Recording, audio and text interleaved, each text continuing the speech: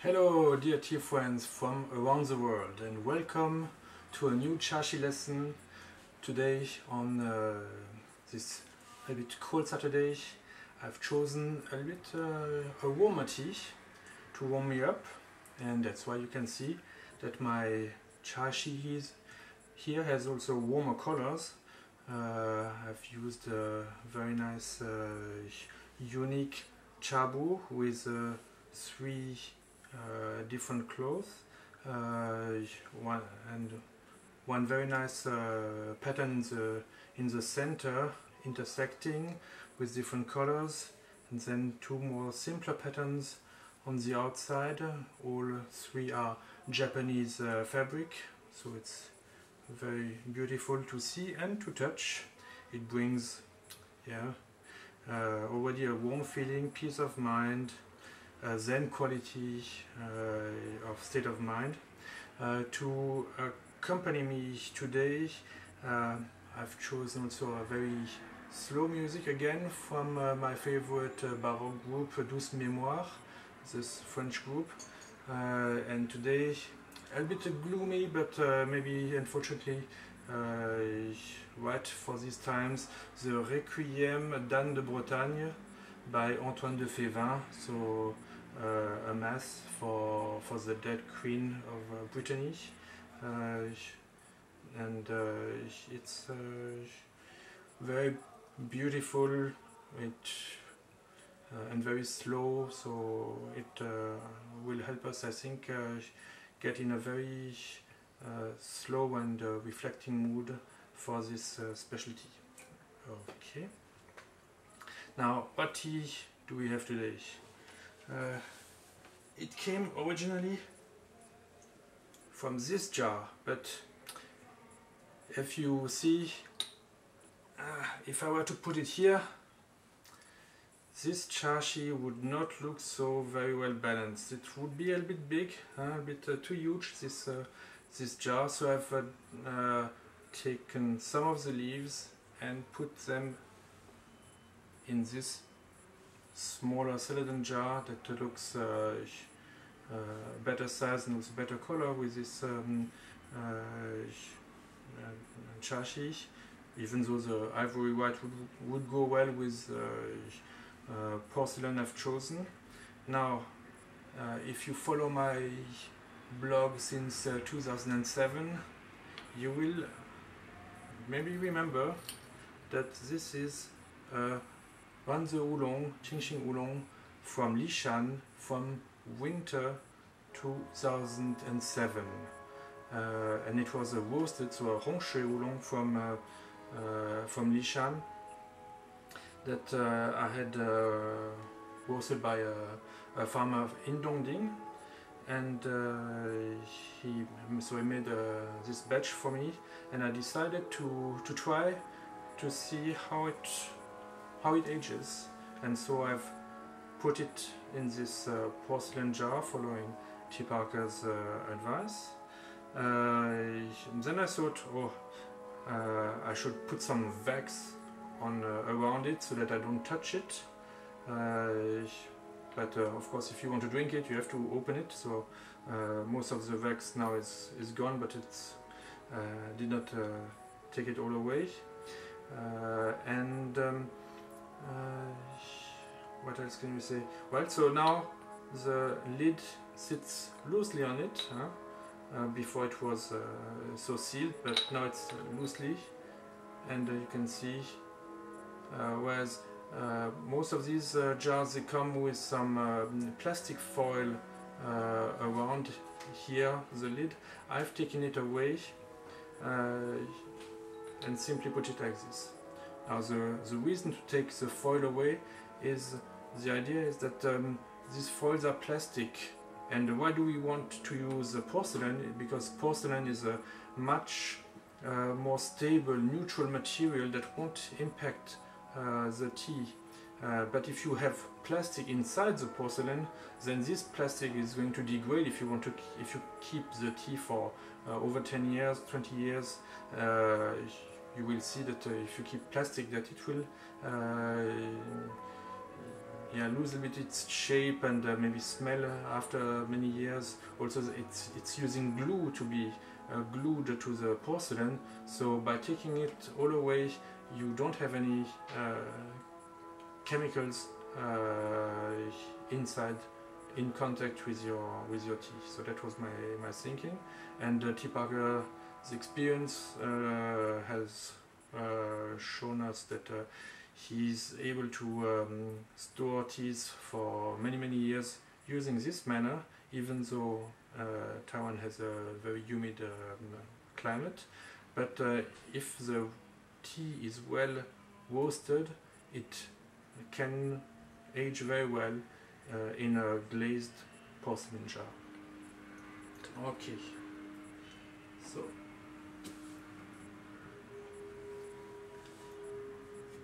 let's preheat a bit our gaiwan.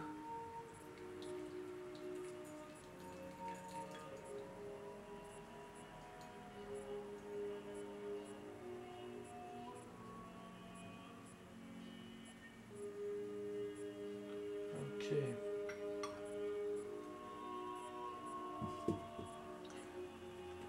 The water was already very hot. I want to bring it now to a full boil while the gaiwan is preheating. I'm also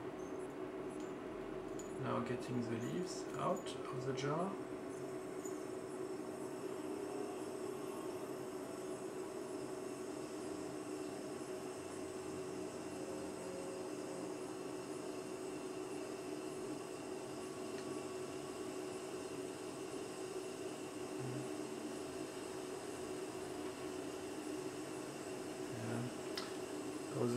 The leaves don't have a fresh green, they are more dark green, not shiny. We can see some white buds because it's from winter, and maybe they are starting to open up a little bit. These are bold oolong, but when it ages, the leaves tend to slowly a bit, not really unfold, but open up. Okay, very important. The lid also should be hot.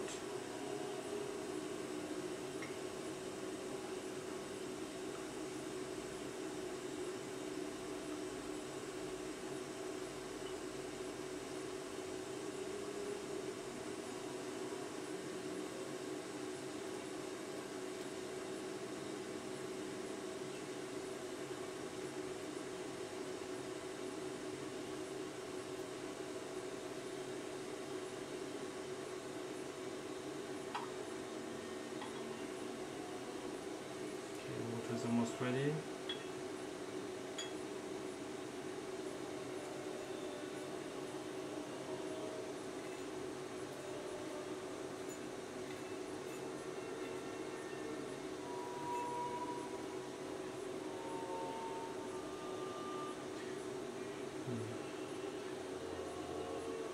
Now, in a gaiwan it's going to be more difficult than in a teapot. But for a tea that you want to judge, to evaluate, and analyze more in more detail, it's better to use a gaiwan.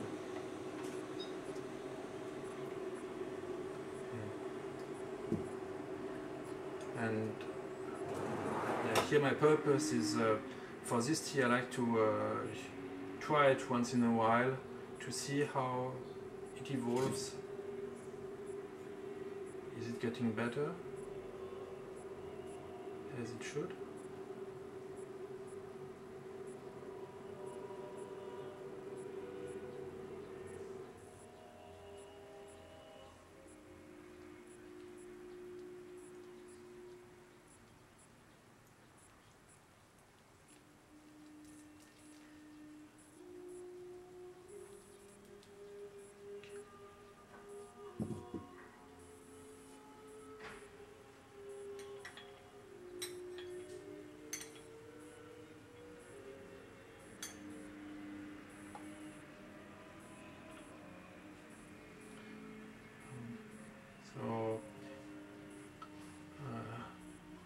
with Hung Shui Oolong. It's probably the most difficult tea to brew in a gaiwan, because on the one hand it's rolled and you want to unfold the leaves, and on the other hand the roasted aromas are on the outside, and you want to get to the tea aromas on the inside also. So you don't want to use too much force and get too much of the roasted aromas, but you don't want to use too little, otherwise you are not able to open up the leaves. That's why the preheating and the heat of the brew is already very, very important. And then patience.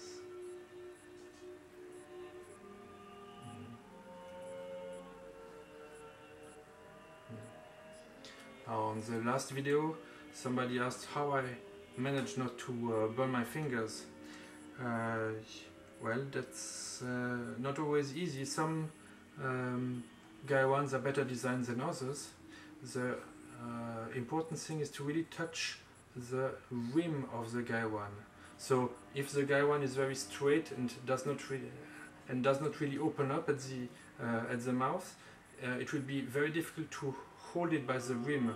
So what it's the design of the gaiwan will matter, and this one has a nice opening of at the mouth that enables us to hold it just by the rim. Okay, I hope the color seems to be darkening.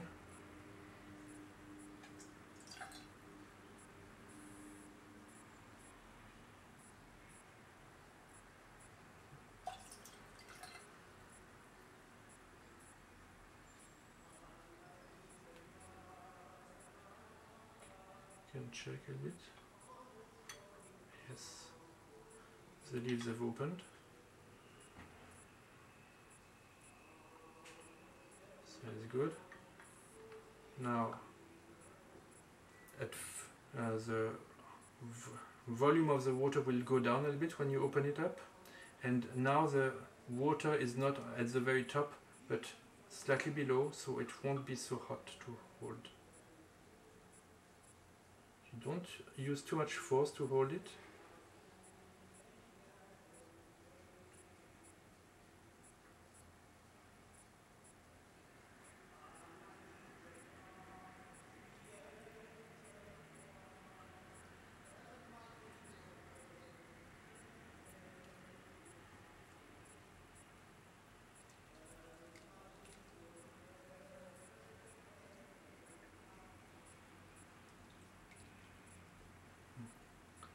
And I'm going back and forth to make the concentration in the cups even, because if I were to fill each cup one after the other, the first cup would be very light and the last cup would be very concentrated. So to avoid this difference in concentration, I go back and forth. And I make sure that all my last drop goes in the cup so that it won't overbrew in the gaiwan. Okay.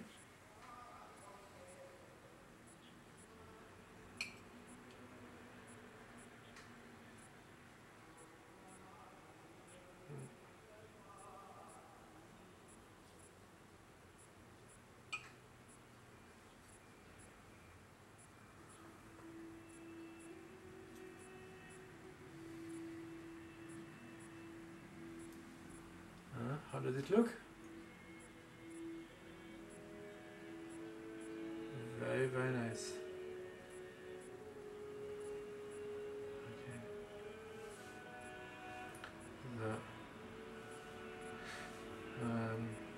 Yeah, these chartour are made of copper as well as this gentry, and today I decided on using this material. because it goes very well with chabu, and also because it's the material on which bacteria die very quickly. Cheers!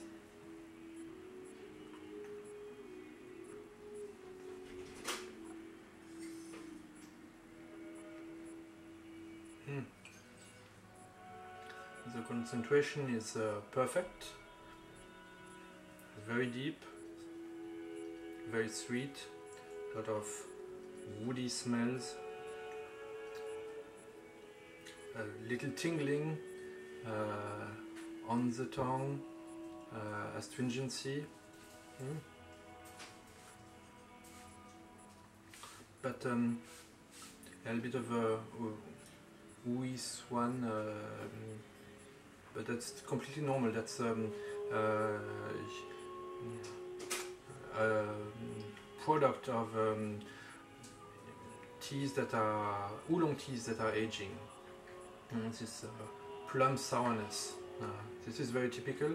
You don't want to have it too much of it, but some of it is normal, especially if you brew it in a porcelain gaiwan. That's really completely normal.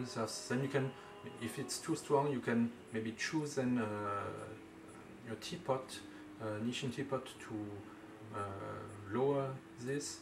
But since now this is 13 years old tea, it's a normal level, and what is also amazing is that the roast is kind of gone. It does not feel like a roasted tea, like a newly, freshly roasted Hung Shui Oolong. This fire now has kind of melted down and turned into these woody notes.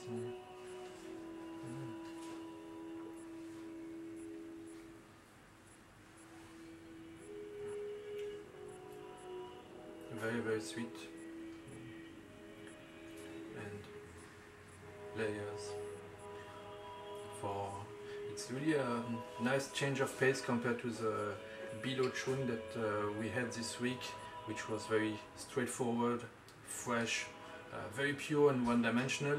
This one much more thick and with different aromas that show up at different times in the beginning, middle and the end of the taste, and still now very present, make me very warm.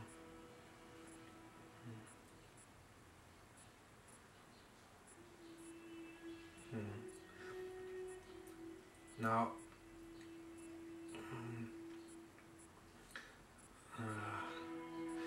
the only problem with this tea is the time it takes to raise it, to age